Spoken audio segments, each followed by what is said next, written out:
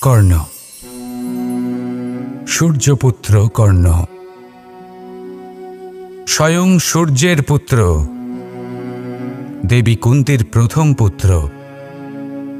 সেই কর্ণ যার একটি বাণ আমার রথকে, সেই রথ যার উপর মহাবলী অর্জুন বিরাজমান ছিলেন, যার পতাকায় স্বয়ং হনুমান ছিলেন, সেই রথকে তার একটি বাণ ধসিয়ে দিতে পেরেছিল। দৈব কবচ কুণ্ডলধারী কর্ণ, সেই কর্ণ যুদ্ধক্ষেত্রে নিজের সমাপ্তির সম্মুখীন হলেন। কারণ কি ছিল? নির্বাচন। দুর্যোধনের সাথে বন্ধুত্ব রাখার জন্য তার অনুচিত কর্মে কোনোদিন কোনো প্রতিবাদ করেননি, তাকে সঙ্গ দিয়েছেন এই নির্বাচন। যখন দ্রৌপদীর বস্ত্রহরণ হচ্ছিল, তখন তাকে বাধা দেওয়ার বদলে নীরব থাকার নির্বাচন, তার বিরোধিতা কখনো না করার নির্বাচন, এই নির্বাচনই কারণ হয়ে দাঁড়ালো কর্ণের পতনে। এই সংসারে সবার উপকার আপনি স্বীকার করতে পারেন, তাকে সম্মানও করতে পারেন, কিন্তু তার সামনে এতটাও নত হবেন না যে নিজের অন্তর্মনের কথাটা আপনি শুনতে না পান। নির্বাচন যদি ধর্মসঙ্গত হয় তবেই তা শুভ হয়। আসুন আমার সাথে ভালোবেসে বলুন, রাধা রাধা। মানুষ যখন কোনো শক্তি লাভ করে তখন সে নিজেকে বলশালী মনে করে। শক্তি লাভ করলেই তার মধ্যে অহংকার চলে আসে, অভিমান চলে আসে। তার কারণ হলো সে একটা সহজ কথা বুঝতেই পারে না। এই সব যা হচ্ছে সময়ের জন্য হচ্ছে। সময়ের থেকে বেশি বলশালী আর কেউ নেই। এই সময়ের জন্যই রাবণ ভক্তি দ্বারা কৈলাস পর্বত তুলে নিয়েছিলেন। আবার সেই সময়ের জন্যই, সেই কারণেই রাবণকে বধ হতে হলো। তার সাথে সাথে রাক্ষস কুলও ধ্বংস হয়েছিল এবং লঙ্কাও ভস্ম হয়ে গেছিল। দেখতে গেলে জন্ম থেকে মৃত্যু পর্যন্ত এই যে সময়, সেটাই হলো জীবন। কিন্তু তার মধ্যেও যা সময় আসে কোনো কারণেই আসে। সেই সময় আমরা যাপন করে কিছু শিখতে পারি। তাই আজ যে সময় আপনার হাতের কাছে আছে তাকে মুষ্টিবদ্ধ করে রাখুন, তাকে সামলে রাখুন, তাকে সংযত করে রাখুন, অনুভব করুন, তার থেকে কিছু শিখুন, তাকে কোনোভাবেই ব্যর্থ হতে দেবেন না। আর এটা জেনে রাখুন যে ভবিষ্যতে যা কিছু হতে পারে, যা কিছু হতে চলেছে, সেটা না আপনি জানেন আর না তা আপনার বশে রয়েছে। সেই জন্য আজ অহংকার বা অভিমান করে নিজের ভবিষ্যতের ক্ষতি করবেন না, সেই অনর্থ ঘটাবেন না। এটাই হলো সময়ের অর্থ। আসুন আমার সাথে ভালোবেসে বলুন, রাধা রাধা। খুব বড় একটা প্রশ্ন করতে চলেছি। এই সংসারের সব থেকে বেশি সুখী কে? এবার কেউ বলবে সেই ব্যক্তি যিনি সব থেকে বেশি ধনী, যার কাছে সব থেকে বেশি ধন আছে, আভূষণ আছে, স্বর্ণ আছে। কেউ বলবেন কোনো রাজ্যের রাজা, কারণ তিনি শাসন করতে পারেন, তার আদেশ ছাড়া কোনো কাজ সম্ভব নয়, ইত্যাদি ইত্যাদি।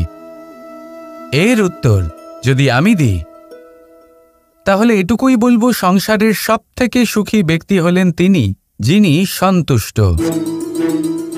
তার কাছে সন্তোষরূপী ধন আছে যা তাকে সুখী রাখে।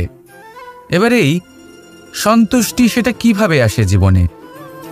এটা আসে ধৈর্যের কারণে। ধৈর্যের এই অনুভূতি অত্যন্ত শক্তিশালী।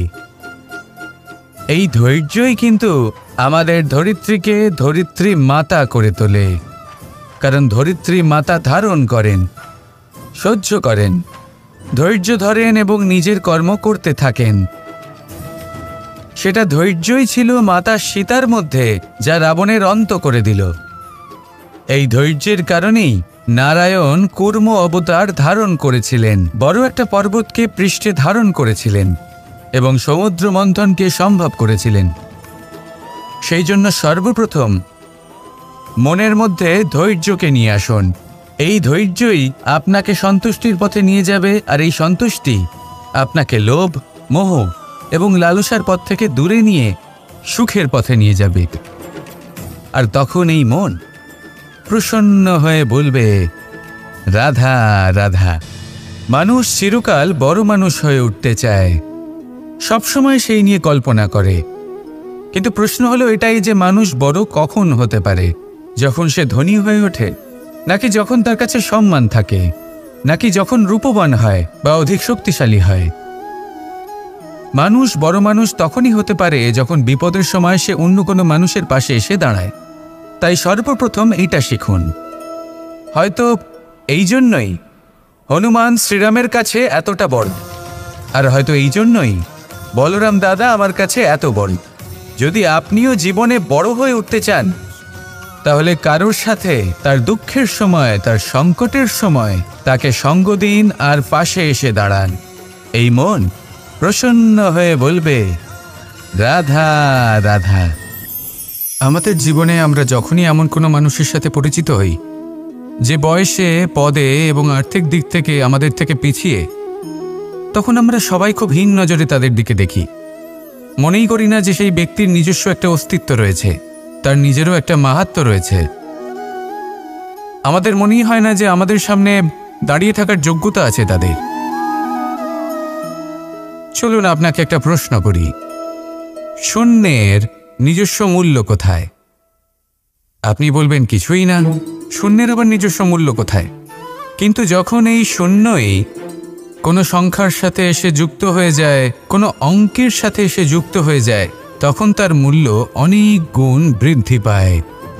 অর্থাৎ এই শূন্যের মূল্য অবশ্যই আছে। আর আমাদের জীবনেও এমন কিছু ব্যক্তি থাকেন, তাদের দেখে মনে হয় যে এদের কোনো মূল্যই নেই। কিন্তু যখন এই ব্যক্তি কারোর সাথে এসে জুড়ে যান, তখন তার মূল্য সেই ব্যক্তির বৃদ্ধি ঘটায়। এই সংসারে এমন কোনো ব্যক্তি নেই যার কোনো মূল্য নেই। যদি আমরা ধনুকের কথা বলি, তাহলে তার জন্য একটি দড়ির প্রয়োজন হয়, যেটি প্রত্যঞ্চা হিসেবে ব্যবহৃত হয়। যদি প্রত্যঞ্চা না থাকে, তাহলে ধনুকের কোনো মূল্যই থাকে না। যদি প্রত্যঞ্চা না থাকে, তাহলে ধনুকের অস্তিত্ব অসম্পূর্ণ থেকে যায়। এই সংসারে যে কোনো ব্যক্তি হোক বা যে কোনো বস্তু হোক, প্রত্যেকের নিজস্ব একটি মূল্য আছে। তার সম্মান করুন, সামনে অগ্রসর হন, আর আমার সাথে ভালোবেসে বলুন, রাধা রাধা। যদি আপনি নিজের জীবনে প্রকৃত বন্ধু নির্বাচন করতে চান, তাহলে তার আগে দর্পণ আর ছায়া, এই দুইয়ের বিশেষত্বর বিষয়ে জানাটা অত্যন্ত প্রয়োজনীয়। দর্পণ কি করে থাকে? যখনই আপনি দর্পণের দিকে তাকাবেন, ও শুধুমাত্র আপনাকে সত্যের সাথে অবগত করাবে, ও আপনাকে কখনো মিথ্যে বলবে না। সেখানেই যদি ছায়ার কথা বলি, তাহলে দেখুন ছায়া কি করে। সব সময় আপনার সাথে থাকে, কখনো আপনার সঙ্গ ত্যাগ করে না। এবার আপনার জীবনে যদি এমন কোনো বন্ধু আসে যে সবসময় আপনাকে সত্য কথা বলবে, আপনার অপগুণের বিষয়ে যদি আপনাকে বলে কিন্তু তাও সে সত্যিই বলবে, তাহলে তার উদ্দেশ্য কিন্তু আপনাকে দুঃখ দেওয়া নয়। সে আপনার অজ্ঞানতা, আপনার ভ্রম দূর করতে চায়। যদি আপনি কোনো অনুচিত পথে চলতে থাকেন, তাহলে সে আপনাকে বাধা দিতে চায়। আর যদি সেই মিত্রই ছায়া সঙ্গীর মতো হয়, সে কখনোই সুখ দুঃখে আপনার সঙ্গ ত্যাগ করবে না। তার উদ্দেশ্য হলো সবসময় আপনাকে রক্ষা করা। তাই এরকম দর্পণ বা ছায়ার মতো কোনো বন্ধু যদি আপনার জীবনে আসে, তাহলে তাকে কোথাও যেতে দেবেন না। সে আপনার জীবনকে সুখময় করে তুলবে। আর যদি আপনার জীবনে উপস্থিত বন্ধু এমন না হয়, তাহলে তাকে নিজের থেকে দূরে করে দেওয়াই বাঞ্ছনীয়। তাহলে দর্পণ আর ছায়ার মতো প্রকৃত এবং ভালো বন্ধুকে নিজের জীবনে স্থান দিন, আর আমার সাথে ভালোবেসে বলুন, রাধা রাধা। জল হলো জীবনের আধার। যদি জল না থাকে, এই সংসারের জীবনের কোনো অস্তিত্ব নেই। এই জল হলো শুদ্ধ, পবিত্র। কিন্তু যখন এই জল পরিবেশের সংস্পর্শে আসে, তখন ধুলো, ময়লা, কাদা এবং অন্যান্য বস্তু দ্বারা এই জল পূর্ণরূপে দূষিত হয়ে যায়। এবার যদি এই জলের শুদ্ধিকরণ করতে হয়, তাহলে আমরা এই জলকে অস্থির হতে দিই না, তাকে স্থিরভাবে রেখে দিই। আর সেটা করলে সেই জল নিজে থেকেই সকল অশুদ্ধি ত্যাগ করে দেয়, নিজে থেকেই নিজেকে শুদ্ধ করে তোলে। এটা কিন্তু আমাদের মনের সাথেও হয়ে থাকে। এই সংসারে এত সমস্যার সম্মুখীন হয়েও কোথাও না কোথাও আমাদের এই মন মলিন হয়ে যায়। এতে নেতিবাচক ভাব জাগ্রত হয়। সেই মুহূর্তে আপনি কোনোভাবে রাগ করবেন না, মন খারাপ করবেন না, তাড়াতাড়ি কোনো সিদ্ধান্ত নেবেন না, কোনো প্রতিক্রিয়া দেবেন না। শুধু নিজের এই মনকে শান্ত করে রাখবেন, শান্ত মনে দিন যাপন করবেন। যদি এটা করেন তাহলে আপনি নিজে থেকেই বুঝতে পারবেন যে কি কি অশুভ ভাব আপনার মধ্যে জাগ্রত হয়েছে আর কি কি শুভ চেতনা আপনাকে জাগ্রত করতে হবে। আপনি নিজে থেকেই এমন পথ খুঁজে পাবেন যার দ্বারা এই অশুদ্ধি আপনি ত্যাগ করতে পারবেন। আসুন আমার সাথে ভালোবেসে বলুন, রাধা রাধা। প্রারম্ভ শূন্যের দ্বারা হয়ে থাকে, তা সে ব্রহ্মাণ্ডই হোক, পৃথিবীই হোক, আদি ইত্যাদিই হোক। সবাই নিজের অস্তিত্ব শূন্য থেকে লাভ করে। এই শূন্য যার নিজের কোনো অস্তিত্ব নেই, কিন্তু সে সকলকে অস্তিত্ব দান করে থাকে। আমাদের এই শূন্যের মতো হতে হবে। যে আমাদের সাথে যুক্ত হবে তাদের অস্তিত্ব অনেক বেশি প্রখর হবে, বিশাল হবে, শ্রেষ্ঠ হবে। কিন্তু যেই আমরা তাদের থেকে দূরে যাব, তারা আমাদের উপস্থিতির আভাস পাবে, আমাদের গুরুত্ব বুঝতে পারবে। শূন্যই হলো সূত্রপাত, শূন্যই হলো সমাপ্তি। শূন্যকে কেউ যতই ছোট মনে করুক, কিন্তু এই শূন্য অত্যন্ত গুরুত্বপূর্ণ। তাই এই শূন্যের মতো হয়ে উঠুন আর আমার সাথে ভালোবেসে বলুন, রাধা রাধা। এই জীবন আসলে কি? আমরা কারা? আমাদের অস্তিত্ব আসলে কি?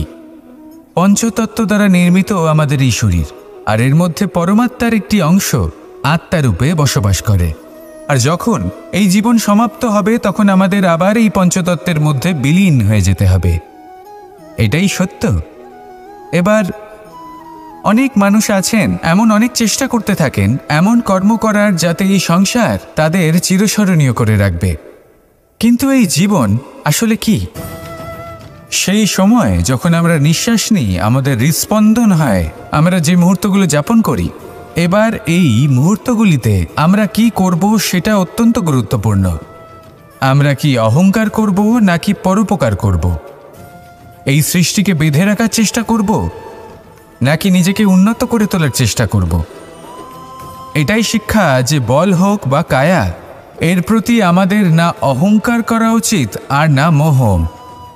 শুধু প্রত্যেকটা মুহূর্ত প্রেমময় হয়ে বাঁচুন আর ভালোবেসে বলুন, রাধা রাধা। প্রয়াস, পরিশ্রম, এই শব্দগুলি শুনতে হয়তো ছোট মনে হয়, কিন্তু এর মূল্য অনেকটাই অধিক। এবার প্রয়াসও কিন্তু দুই ধরনের হয়। একটা প্রয়াস তাই যা আমরা নিজের মন থেকে, অন্তর থেকে সমগ্র শক্তি দিয়ে করার চেষ্টা করি। এবারে এই প্রয়াস প্রচেষ্টার নামান্তর। কিছু প্রয়াস এমনও হয় যেমন দ্রুতক্রীড়া খেলা। মানুষ বলেন, আজ একটু প্রয়াস করি, একটু দ্রুতক্রীড়া খেলেই দেখি, যদি বিজয়ী হই তবে ভালো ব্যাপার, যদি না হই তবে আর কখনো খেলবো না। এটাও কিন্তু প্রয়াস, কিন্তু এই প্রয়াস পরিশ্রম নয়। পাণ্ডবদের দেখুন, ওনারা যখন পরিশ্রম করেছিলেন তখন খাণ্ডবপ্রস্থকেও ইন্দ্রপ্রস্থ বানিয়েছিলেন। দ্রুতক্রীড়া খেললেন, সেই মুহূর্তেই ইন্দ্রপ্রস্থ হারিয়ে ফেললেন। পরিশ্রম করলেন, সগৌরবে রাজা হলেন। দ্রুতক্রীড়া খেললেন, তখন এক মুহূর্তে রাজা থেকে নিঃস্ব হয়ে গেলেন। সারমর্ম এটাই যে দ্রুতক্রীড়া কখনো কখনো আপনার মিত্র হতে পারে, কখনো সে আপনাকে বিজয়ী করতে পারে, কিন্তু প্রয়াস এবং পরিশ্রম যখন একসাথে মিলিত হয় তখন তা সর্বদাই আপনার সাথে থাকে। প্রয়াস করতে থাকুন, পরিশ্রম করতে থাকুন, আর আমার সাথে ভালোবেসে বলুন, রাধা রাধা। আমি এইভাবে প্রত্যেক দিন নিজের সাথে কিছুটা সময় অতিবাহিত করি, সুচিন্তা করি, কারণ আমি এটা মনে করি যে আমার প্রতিদ্বন্দ্বী অন্য কেউ নয়, বরং আমি নিজেই।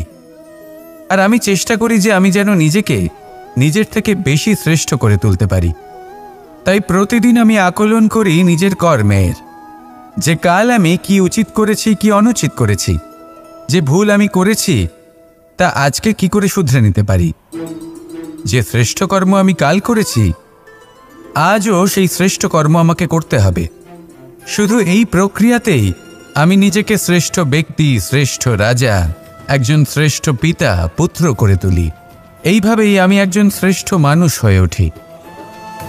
আপনিও এই কথা মনে রাখবেন যে আপনার প্রতিস্পর্ধা অন্য কারোর সাথে নয়, বরং নিজের সাথে। তাই নিজের কর্মের আকলন করুন, নিজের মধ্যে যে দোষ আছে তা ত্যাগ করুন, নিজেকে শুধরে ফেলুন। এই মন সবসময় সুপ্রসন্ন থাকবে এবং লক্ষ্য প্রাপ্ত করে বলবে, রাধা রাধা। কখনো কোনো পাখিকে দেখেছেন? যখন সে প্রথমবার উঠতে চেষ্টা করে, সে বাসা থেকে মাটিতে পড়ে যায়, কিন্তু সে হার মানে না, চেষ্টা করতে থাকে, করতেই থাকে, ডানা ঝাপটাতে থাকে, আর তারপর সে উড়তে শেখে। গোল শালগ্রাম শিলাকে দেখুন, পর্বত থেকে খসে পড়ে, ধাক্কা খায়, জলের প্রবাহ দ্বারা ঘর্ষিত হয়, তারপরে তা শালগ্রামে পরিণত হয়। ভেবে দেখুন, যদি কোনো পাখি প্রথমবার উড়তে গিয়ে এটা ভাবে যে না না, যদি আমি পড়ে যাই তবে, আমার যদি আঘাত লাগে তবে, আর যদি ভয়ের কারণে সে শুরুই না করতে পারে, চেষ্টাই না করে, তাহলে কি সে উড়তে শিখবে? কখনোই নয়। এটাই আমাদের শিখতে হবে, প্রারম্ভ করতে হবে। তা অত্যন্ত গুরুত্বপূর্ণ। যখন আমরা কিছু শুরু করি তখন ভয় করে, কিন্তু যদি এটা না করেন জীবনে কখনো সামনে এগোতেই পারবেন না। হতেই পারে প্রারম্ভ করার পরে আপনি পড়ে যাবেন, বারবার নিচে পড়ে যাবেন, কিন্তু যদি নিরন্তর চেষ্টা করতে থাকেন তাহলে একদিন না একদিন আপনি অবশ্যই সফল হবেন। এই শুরু করাটাই সব থেকে বেশি কঠিন। এর দ্বারা ভয়ভীত হবেন না। আসুন আর আমার সাথে ভালোবেসে বলুন, রাধা রাধা। এই সংসারে নির্মাণের বিষয়ে জ্ঞান লাভ করার পূর্বে ধ্বংসের বিজ্ঞান বুঝে নেওয়াও খুব প্রয়োজনীয়। যখনই আমরা ব্যায়াম করি তখন কি হয়? আমাদের পুরনো মাংসপেশি নষ্ট হয়ে যায় এবং সেই মাংসপেশির স্থানে আমরা নতুন মাংসপেশির নির্মাণ করে থাকি। যেমন একটা নতুন ইমারত গড়ে তোলবার পূর্বে পুরাতন ইমারতকে ভঙ্গ করে দিতে হয়, তবেই তো সেই স্থান সজীব হবে, ঠিক কিনা? এবারে জ্ঞান এবং বিজ্ঞান ছাড়াও এমন কিছু আছে যা কিনা অত্যন্ত গুরুত্বপূর্ণ। তা হলো সীমা পার করে যাওয়া। এই যে সীমা, এই যে নিয়ম, তা মানুষের জন্যই বানানো, তাকে নিয়ন্ত্রণ করার জন্য তৈরি করা হয়েছে। এমন অনেক সীমা, এমন অনেক নিয়ম মানুষের জন্য অত্যন্ত মঙ্গলকারী। কিন্তু কিছু এমন সীমা আছে, কিছু এমন নিয়ম আছে যা মানুষের লঙ্ঘন করে যাওয়া অতি আবশ্যক। যতক্ষণ না এই সীমা লঙ্ঘন করছেন, নিজের নতুন অস্তিত্বকে খুঁজেই পাবেন না, সেই স্থানে পৌঁছতেই পারবেন না যেখানে সংসার তাকে চিরস্মরণীয় করে রাখবে। সেই জন্য জীবনে যাই করবেন, সীমা অতিক্রম করে যান। যদি পরিশ্রম করেন তাহলে সীমা অতিক্রম করে পরিশ্রম করুন। যদি লক্ষ্যের দিকে অগ্রসর হন তাহলে সীমা অতিক্রম করে অগ্রসর হন। কোনো সীমারেখা যাতে না থাকে, সেই সর্বোচ্চ স্থান দেখুন এবং অগ্রসর হন। এই সংসারে অগ্রসর হওয়ার জন্য এই সীমারেখা বুঝে নেওয়া এবং তা অতিক্রম করার জ্ঞান লাভ করা প্রয়োজনীয়। আসুন আমার সাথে ভালোবেসে বলুন, রাধা রাধা। জ্যোতিষ একটা বিদ্যা, এ হলো একটা বিজ্ঞান। যে নক্ষত্র দশায় আপনি জন্মগ্রহণ করেছেন, যে স্থানে আপনার জন্ম হয়েছে, এগুলো আপনার জীবনের দিশা স্থির করার ক্ষেত্রে গুরুত্বপূর্ণ ভূমিকা পালন করে। কিন্তু যে রাশিতে আপনি জন্ম নিয়েছেন আর আপনার যা নাম স্থির হয়েছে, সেটা আপনার ভবিষ্যৎ নির্ধারণ করবে তা আবশ্যক নয়। রা দিয়ে রাম এবং রা দিয়ে রাবণ, এই দুজনের রাশি সমান ছিল, কিন্তু একজন নিজের শক্তির দুর্ব্যবহার করলেন। স্বর্ণ লঙ্কার অধিপতি রাবণ, চতুর্দিকে বিজয়ী হওয়া সেই ব্যক্তি নিজের পতনের সম্মুখীন হলেন। শ্রীরাম রাবণকে বধ করলেন। শ্রীরাম, যিনি নিজের কর্ম দ্বারা, নিজের পরিশ্রম দ্বারা ঈশ্বর উপাধি লাভ করেছিলেন, 14 বছরের বনবাস ভোগ করলেন, আর যখন বিপদে পড়লেন তখনও নিজের রাজ্যের সাহায্য নিলেন না। বনের মধ্যে নিজে বানর এবং ভাল্লুকদের নিয়ে একটি সেনাবাহিনী গড়ে তুললেন এবং রাবণকে তার কুকর্মের শাস্তি দিলেন। তাই সর্বদা এটা মনে রাখবেন, আপনার খ্যাতি, আপনার ভবিষ্যৎ আপনার কর্ম নির্ধারণ করে, আপনার রাশি নয়। তাই সবসময় শ্রেষ্ঠ কর্ম করুন আর আমার সাথে ভালোবেসে বলুন, রাধা রাধা। প্রজাপতি দেখেছেন কি সুন্দর হয়, তাই না? এই প্রজাপতি, ওদের দিকে তাকালে নিজের অজান্তেই নিজের মুখে হাসি ফুটে ওঠে। কিন্তু এই প্রজাপতি জন্ম থেকেই এমন দেখতে হয় না। জন্ম থেকে এদের কাছে ডানা থাকে না, এরা উড়তেও পারে না। যখন একটি প্রজাপতি জন্ম নেয় তখন প্রথমে ডিম অবস্থায় থাকে সে। আস্তে আস্তে সেই কবচ সে ভেঙে ফেলে, খুব পরিশ্রম করতে হয় তাকে। তারপর কীটের আকার ধারণ করে সে চলতে থাকে, অনেক কষ্ট সহ্য করতে হয়, অনেক পরিশ্রম করতে হয়। তারপর তার রূপ বদলে যায়, তারপরে তার ডানা গজায়, তারপরে সে উড়তে পারে। এই নিরন্তর পরিশ্রমই সাফল্যের মূল মন্ত্র হয়। কখনো কখনো প্রতিভাও কম পড়ে যায় যদি নিরন্তর পরিশ্রম না করা হয়, যদি সমর্পণের ভাব মনে না থাকে, দৃঢ় নিষ্ঠা না থাকে। আর কখনো কখনো সেই ব্যক্তি যার মধ্যে বিশেষ প্রতিভা থাকে না, সেই ব্যক্তি নিরন্তর পরিশ্রম করে, নিজের মনে সমর্পণের বোধ জাগিয়ে তোলে, দৃঢ় নিষ্ঠার সাথে কর্ম করে আর সাফল্য লাভ করে। সেই জন্য আপনি জীবনে যেখানেই পৌঁছে যান না কেন, নিরন্তর পরিশ্রম করতে থাকুন। তবেই আপনার ভবিষ্যৎ রঙিন প্রজাপতির মতন গগনচুম্বী হবে। তবেই এই সংসার আপনাকে দেখবে এবং নিজের অজান্তেই এই সংসার নিজের মুখে হাসি ফুটিয়ে তুলবে এবং এই সংসার আমার সাথে ভালোবেসে বলবে, রাধা রাধা। আপনি কখনো কাউকে পর্বতে আরোহণ করতে দেখেছেন? বা আপনি কখনো নিজে কোনো পর্বতে আরোহণ করেছেন? করে থাকলে আপনি এই বিষয়ে অবশ্যই জানবেন যে যখন আমরা শিখরের দিকে এগোই, ওপরের দিকে এগিয়ে চলি, তখন আমাদের একটু ঝুঁকে পথ চলতে হয়, তখনই আমরা সেই পর্বত আরোহণ করতে পারি। কিন্তু যে ব্যক্তি নিচের দিকে ফিরে আসছেন তিনি কিন্তু ঝুঁকে চলেন না, তিনি দৃঢ়ভাবে সোজা হয়ে নিচে নামেন। এই ভারসাম্য বজায় রাখার এই খেলাতে সংসারের একটা সার লুকিয়ে রয়েছে। যদি আপনিও জীবনে উঁচুতে উঠতে চান, শিখরে পৌঁছতে চান, তাহলে আপনাকেও নত হয়ে বিনম্র হয়ে সামনে এগোতে হবে। সেখানে যদি আপনি বুক চিতিয়ে উদ্ধতভাবে অহংকার বোধ নিয়ে চলতে থাকেন, সেখান থেকেই আপনাকে নিচে নামতে হবে। কোনো ব্যক্তি তার বিনম্র স্বভাব দেখেই বোঝা যায় যে সেই ব্যক্তি সাফল্যের শিখর দেশে আরোহণ করছে নাকি নিচে তথা খাদের দিকে যাত্রা করছে। তাই সবসময় বিনম্র থাকুন, শ্রেষ্ঠ কর্ম করুন, পরিশ্রম করুন আর আমার সাথে ভালোবেসে বলুন, রাধা রাধা। কর্ণ, সূর্যপুত্র কর্ণ, স্বয়ং সূর্যের পুত্র, দেবী কুন্তীর প্রথম পুত্র। সেই কর্ণ যার একটি বাণ আমার রথকে, সেই রথ যার উপর মহাবলী অর্জুন বিরাজমান ছিলেন, যার পতাকায় স্বয়ং হনুমান ছিলেন, সেই রথকে তার একটি বাণ ধসিয়ে দিতে পেরেছিল। দৈব কবচ কুণ্ডলধারী কর্ণ, সেই কর্ণ যুদ্ধক্ষেত্রে নিজের সমাপ্তির সম্মুখীন হলেন। কারণ কি ছিল? নির্বাচন।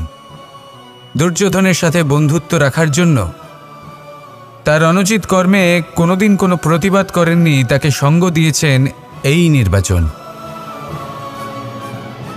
যখন দ্রৌপদীর বস্ত্রহরণ হচ্ছিল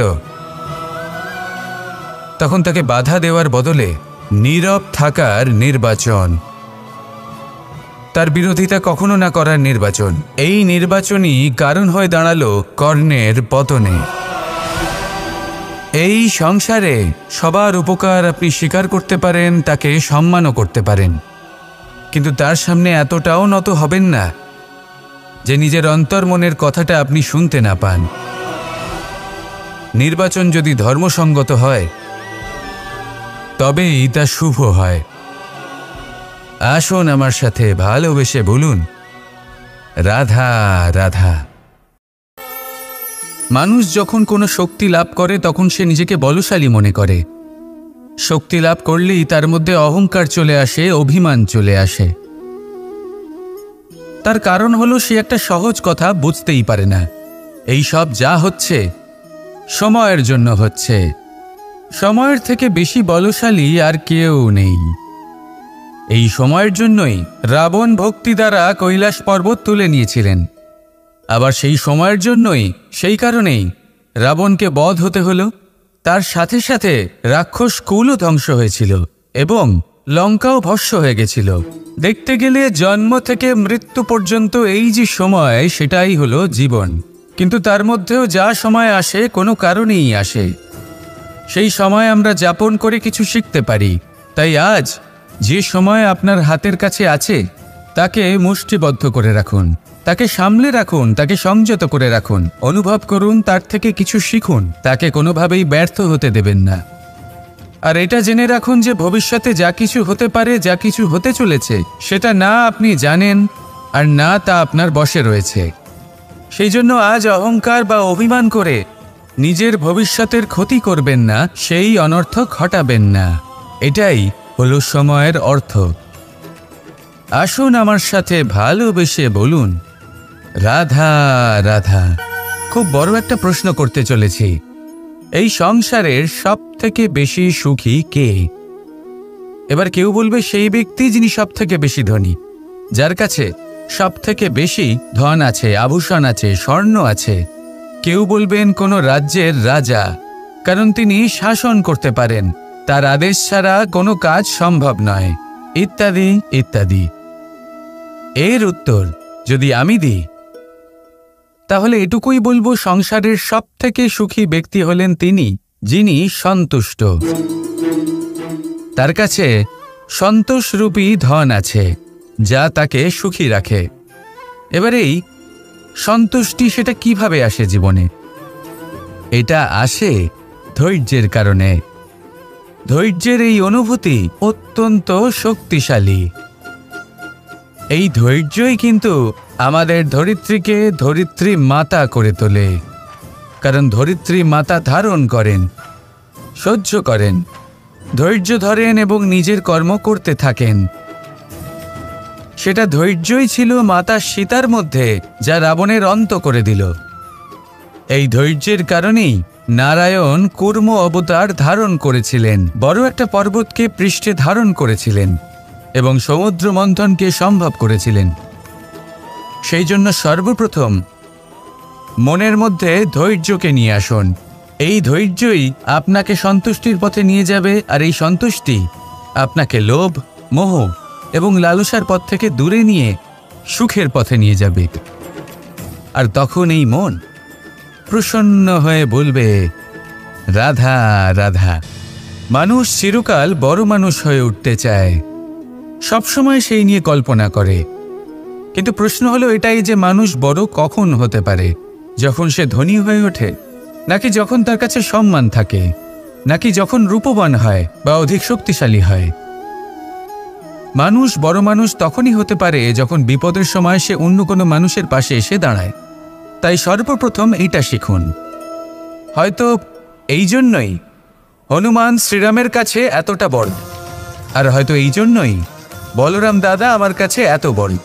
যদি আপনিও জীবনে বড় হয়ে উঠতে চান, তাহলে কারোর সাথে তার দুঃখের সময়, তার সংকটের সময় তাকে সঙ্গ দিন আর পাশে এসে দাঁড়ান। এই মন প্রসন্ন হয়ে বলবে, রাধা রাধা। আমাদের জীবনে আমরা যখনই এমন কোনো মানুষের সাথে পরিচিত হই যে বয়সে, পদে এবং আর্থিক দিক থেকে আমাদের থেকে পিছিয়ে, তখন আমরা সবাই খুব হীন নজরে তাদের দিকে দেখি। মনেই করি না যে সেই ব্যক্তির নিজস্ব একটা অস্তিত্ব রয়েছে, তার নিজেরও একটা মাহাত্ম্য রয়েছে। আমাদের মনেই হয় না যে আমাদের সামনে দাঁড়িয়ে থাকার যোগ্যতা আছে তাদের। চলুন আপনাকে একটা প্রশ্ন করি, শূন্যের নিজস্ব মূল্য কোথায়? আপনি বলবেন কিছুই না, শূন্যের আবার নিজস্ব মূল্য কোথায়? কিন্তু যখন এই শূন্যই কোনো সংখ্যার সাথে এসে যুক্ত হয়ে যায়, কোনো অঙ্কের সাথে এসে যুক্ত হয়ে যায়, তখন তার মূল্য অনেক গুণ বৃদ্ধি পায়। অর্থাৎ এই শূন্যের মূল্য অবশ্যই আছে।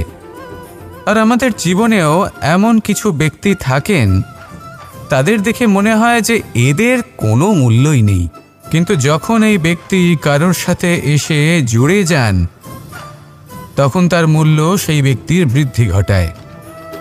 এই সংসারে এমন কোনো ব্যক্তি নেই যার কোনো মূল্য নেই। যদি আমরা ধনুকের কথা বলি তাহলে তার জন্য একটি দড়ির প্রয়োজন হয় যেটি প্রত্যঞ্চা হিসেবে ব্যবহৃত হয়। যদি প্রত্যঞ্চা না থাকে তাহলে ধনুকের কোনো মূল্যই থাকে না। যদি প্রত্যঞ্চা না থাকে তাহলে ধনুকের অস্তিত্ব অসম্পূর্ণ থেকে যায়। এই সংসারে যে কোনো ব্যক্তি হোক বা যে কোনো বস্তু হোক, প্রত্যেকের নিজস্ব একটি মূল্য আছে। তার সম্মান করুন, সামনে অগ্রসর হন আর আমার সাথে ভালোবেসে বলুন রাধা রাধা।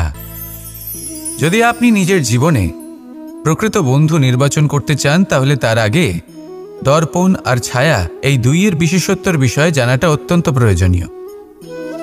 দর্পণ কি করে থাকে?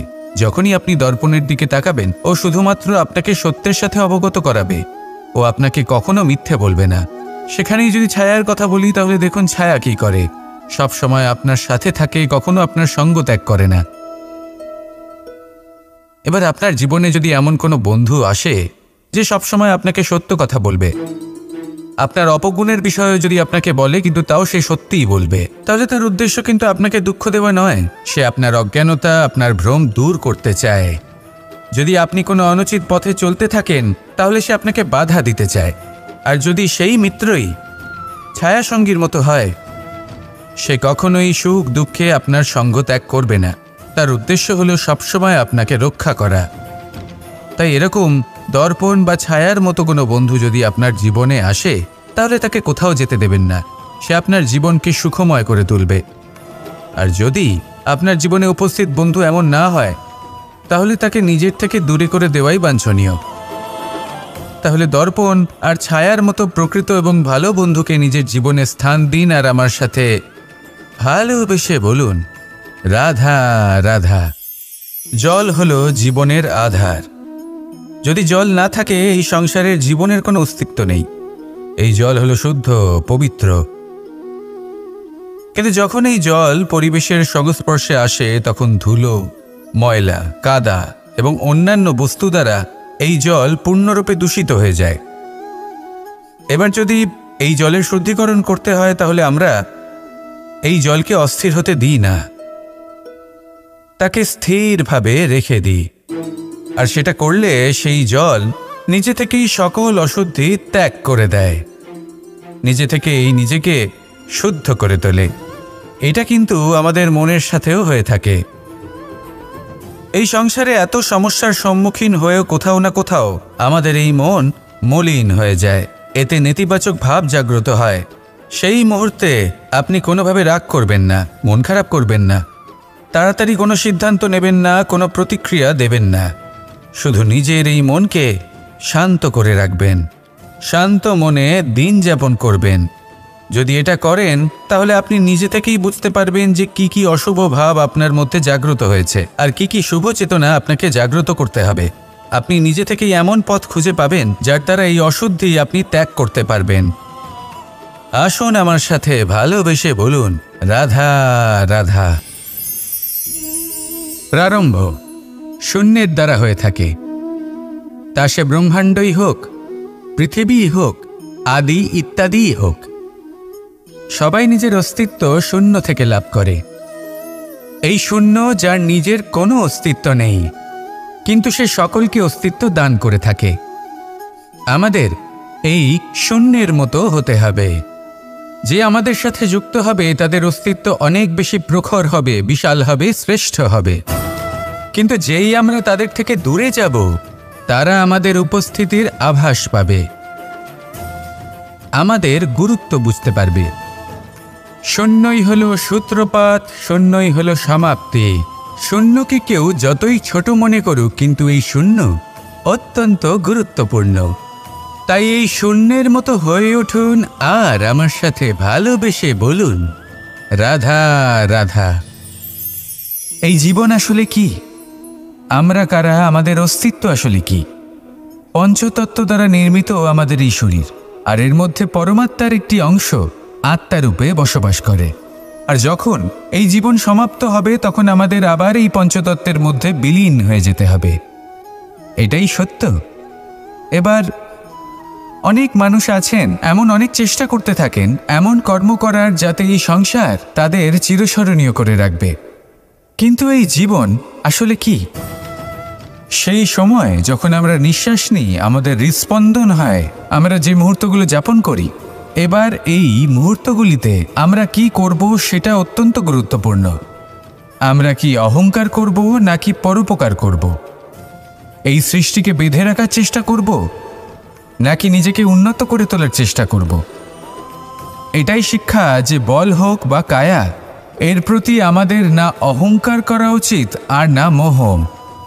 শুধু প্রত্যেকটা মুহূর্ত প্রেমময় হয়ে বাঁচুন আর ভালোবেসে বলুন রাধা রাধা। প্রয়াস, পরিশ্রম, এই শব্দগুলি শুনতে হয়তো ছোট মনে হয়, কিন্তু এর মূল্য অনেকটাই অধিক। এবার প্রয়াসও কিন্তু দুই ধরনের হয়। একটা প্রয়াস তাই যা আমরা নিজের মন থেকে, অন্তর থেকে সমগ্র শক্তি দিয়ে করার চেষ্টা করি। এবারে এই প্রয়াস প্রচেষ্টার নামান্তর। কিছু প্রয়াস এমনও হয় যেমন দ্রুতক্রীড়া খেলা। মানুষ বলেন, আজ একটু প্রয়াস করি, একটু দ্রুতক্রীড়া খেলেই দেখি, যদি বিজয়ী হই তবে ভালো ব্যাপার, যদি না হই তবে আর কখনো খেলবো না। এটাও কিন্তু প্রয়াস, কিন্তু এই প্রয়াস পরিশ্রম নয়। পাণ্ডবদের দেখুন, ওনারা যখন পরিশ্রম করেছিলেন তখন খাণ্ডবপ্রস্থকেও ইন্দ্রপ্রস্থ বানিয়েছিলেন। দ্রুতক্রীড়া খেললেন, সেই মুহূর্তেই ইন্দ্রপ্রস্থ হারিয়ে ফেললেন। পরিশ্রম করলেন, সগৌরবে রাজা হলেন। দ্রুতক্রীড়া খেললেন, তখন এক মুহূর্তে রাজা থেকে নিঃস্ব হয়ে গেলেন। সারমর্ম এটাই যে দ্রুতক্রীড়া কখনো কখনো আপনার মিত্র হতে পারে, কখনো সে আপনাকে বিজয়ী করতে পারে, কিন্তু প্রয়াস এবং পরিশ্রম যখন একসাথে মিলিত হয় তখন তা সর্বদাই আপনার সাথে থাকে। প্রয়াস করতে থাকুন, পরিশ্রম করতে থাকুন, আর আমার সাথে ভালোবেসে বলুন রাধা রাধা। আমি এইভাবে প্রত্যেক দিন নিজের সাথে কিছুটা সময় অতিবাহিত করি, সুচিন্তা করি, কারণ আমি এটা মনে করি যে আমার প্রতিদ্বন্দ্বী অন্য কেউ নয় বরং আমি নিজেই। আর আমি চেষ্টা করি যে আমি যেন নিজেকে নিজের থেকে বেশি শ্রেষ্ঠ করে তুলতে পারি। তাই প্রতিদিন আমি আকলন করি নিজের কর্মের, যে কাল আমি কি উচিত করেছি, কি অনুচিত করেছি, যে ভুল আমি করেছি তা আজকে কি করে শুধরে নিতে পারি। যে শ্রেষ্ঠ কর্ম আমি কাল করেছি, আজও সেই শ্রেষ্ঠ কর্ম আমাকে করতে হবে। শুধু এই প্রক্রিয়াতেই আমি নিজেকে শ্রেষ্ঠ ব্যক্তি, শ্রেষ্ঠ রাজা, একজন শ্রেষ্ঠ পিতা, পুত্র করে তুলি। এইভাবেই আমি একজন শ্রেষ্ঠ মানুষ হয়ে উঠি। আপনিও এই কথা মনে রাখবেন যে আপনার প্রতিস্পর্ধা অন্য কারোর সাথে নয়, বরং নিজের সাথে। তাই নিজের কর্মের আকলন করুন, নিজের মধ্যে যে দোষ আছে তা ত্যাগ করুন, নিজেকে শুধরে ফেলুন। এই মন সবসময় সুপ্রসন্ন থাকবে এবং লক্ষ্য প্রাপ্ত করে বলবে রাধা রাধা। কখনো কোনো পাখিকে দেখেছেন? যখন সে প্রথমবার উঠতে চেষ্টা করে সে বাসা থেকে মাটিতে পড়ে যায়, কিন্তু সে হার মানে না, চেষ্টা করতে থাকে, করতেই থাকে, ডানা ঝাপটাতে থাকে, আর তারপর সে উড়তে শেখে। গোল শালগ্রাম শিলাকে দেখুন, পর্বত থেকে খসে পড়ে, ধাক্কা খায়, জলের প্রবাহ দ্বারা ঘর্ষিত হয়, তারপরে তা শালগ্রামে পরিণত হয়। ভেবে দেখুন, যদি কোনো পাখি প্রথমবার উড়তে গিয়ে এটা ভাবে যে না না, যদি আমি পড়ে যাই তবে, আমার যদি আঘাত লাগে তবে, আর যদি ভয়ের কারণে সে শুরুই না করতে পারে, চেষ্টাই না করে, তাহলে কি সে উড়তে শিখবে? কখনোই নয়। এটাই আমাদের শিখতে হবে, প্রারম্ভ করতে হবে। তা অত্যন্ত গুরুত্বপূর্ণ। যখন আমরা কিছু শুরু করি তখন ভয় করে, কিন্তু যদি এটা না করেন জীবনে কখনো সামনে এগোতেই পারবেন না। হতেই পারে প্রারম্ভ করার পরে আপনি পড়ে যাবেন, বারবার নিচে পড়ে যাবেন, কিন্তু যদি নিরন্তর চেষ্টা করতে থাকেন তাহলে একদিন না একদিন আপনি অবশ্যই সফল হবেন। এই শুরু করাটাই সব থেকে বেশি কঠিন। এর দ্বারা ভয়ভীত হবেন না। আসুন আর আমার সাথে ভালোবেসে বলুন রাধা রাধা।